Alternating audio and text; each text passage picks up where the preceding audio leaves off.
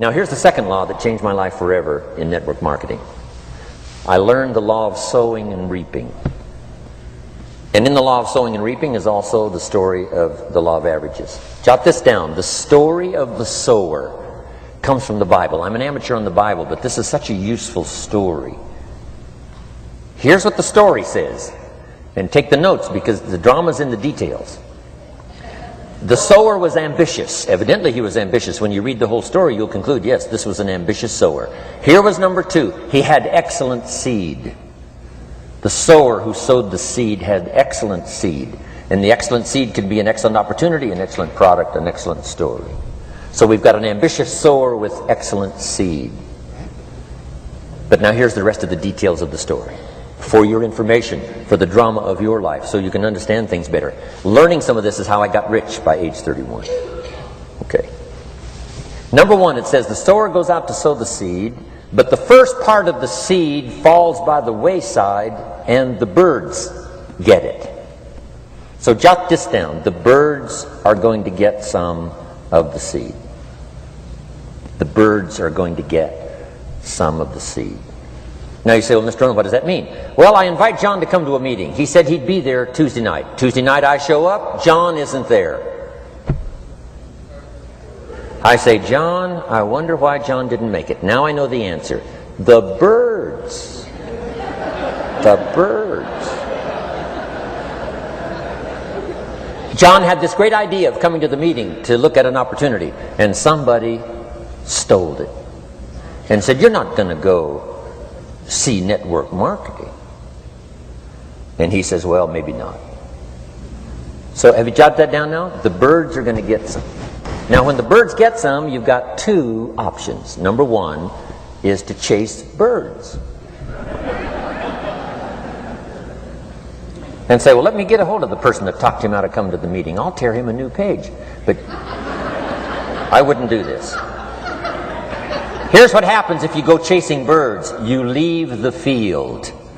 If you go chasing birds now, you leave the field, which is going to distract from your future, not add. So you can't chase birds and try to straighten this stuff out. Here's what it is. It's just one of those things. And here's the best comment when things are a little disappointing. Isn't that interesting? You just have to say, I thought sure he would be there. He promised me. He promised me. But I know it was the birds. And you just have to say, isn't that interesting? Now, here's the rest of the story. It says, the sower kept on sowing. See, that was the secret to his success. He kept on sowing. And if you keep sowing, you can sow more than the birds can get because there aren't enough birds. If you keep sowing, there are some birds, but there's not enough. Because the law of averages will work for you. My mentor taught me, he said, you know, Mr. Rohn, there's only 9 or 10 real nasty, miserable people in the whole world. Now he says they move around a lot, you know, and you're liable to... You'll bump into one once in a while. But when you bump into one, you say, there's only 9 more like you. I can handle that in the whole world. Okay. Now here's what else it says. The sower now keeps sowing the seed. Now the seed falls, the story says, on rocky ground where the soil is shallow. And the rocky ground where the soil is shallow is not of your making. Because you had excellent seed and you were an ambitious sower. So the rocky ground where the soil is shallow is not of your making. But here's what it says what happened. This time, the little seed that falls in the ground starts to grow. And the little plant starts to grow. But the first hot day, it withers and dies. It dies. Not an easy thing to watch. I finally get John started. Sure enough, 3 or 4 days later, somebody says, boo! And he goes...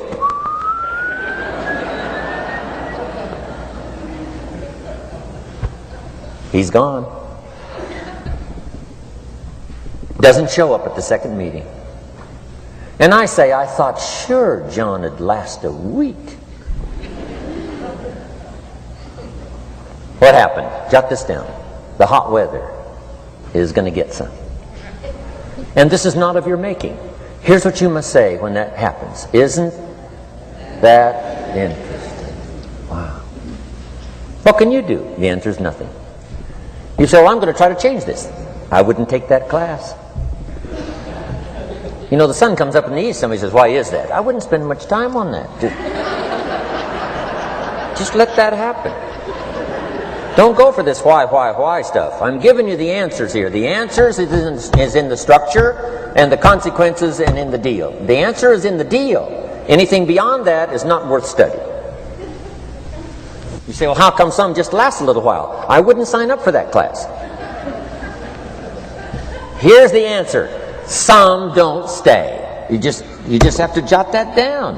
And when some leaves, you say, that's one of those that don't stay. Now you know what category to put them in. And you can't solve this now. You can't. It's like rearranging the seasons. You can't fool with that. All you can do is cooperate with the way things are set up. I didn't set it up. You say, well, it shouldn't be this way. Well, when you get your own planet, you can rearrange this whole deal. But on this planet, you're a guest. You got to take it as it comes. Now, here was the secret to the ambitious sower with good seed. It said he kept on sowing. Now, here's what he had to do to keep on sowing. He had to discipline his disappointment. This is a key phrase now to use the rest of your life. You must learn to discipline your disappointment, because you didn't set up the setup, and some are not going to stay, and that is not of your making. Now, if you made gross errors and you ran them off, see, that'd be different. Now, you're responsible for that. But if it's in the normal course of things, this is the way things are. Now, here's what it says. The sower keeps on sowing. Now it says the seed falls on thorny ground. And somebody says, well, how much of this do you have to go through? Well, hang on. It's not the end of the story now. Now the little seed falls on thorny ground. And now the little plant starts to grow again. But as the little plant starts to grow, the thorns choke it to death. And it dies. So jot this down. The thorns are going to get some. And that's not of your making. And what are these thorns? The story even called these little thorns, little cares, little distractions, little somethings. Who knows what all they are? I say, John, we had a meeting last night. You weren't here. John says, well, I can't make every meeting. I say, why not? You're part-time. He said, well, the screen door came off the hinges. And you just can't let your house fall apart. You got to take some time and fix things up. And I can hear the thorns going,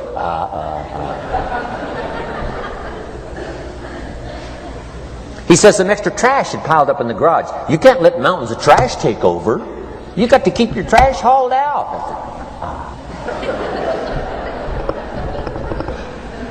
People who let little things cheat them out of big opportunities. People who let little things cheat them out of big opportunities. And you feel almost helpless. What could I do about that? And that's nothing. And you say, well, why is this? I'm asking you not to sign up for that class. Don't sign up for these why is this class. It's just the way it is. Like winter following fall and spring following winter. So if you got that, the thorns are going to get some. But now here's the good news. Let's read the rest of the story now quickly. The sower now what?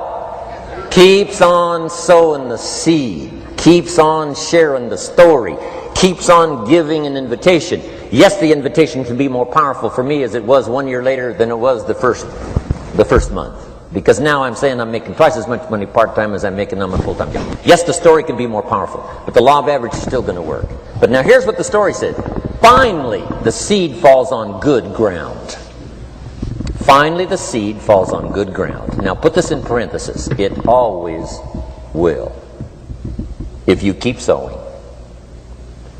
If you share a good idea long enough, it will fall on good people. But now here's the rest of that story. Some of the good ground did 30%. And some of the good ground did 60%. And some of the good ground did 100%. You say, well, why the difference in numbers? I wouldn't sign up for that class. Go on. Have I said that often enough now? Don't register for that class. It's just the way it is. Now, I tried to get the 30s to do 60. found out it was more than I could handle. I used to say, I'll make them successful if it kills me. I almost died. No, you can't do that. Here's what you do. Let the 30s do 30 to the best of their ability and keep doing 30, because that's how they build their lifestyle and get what they want out of life. And let the 60s do 60, and let the 100s do 100s. Now, how can you get some to do 100%? You got to go through all these experiences, and you got to talk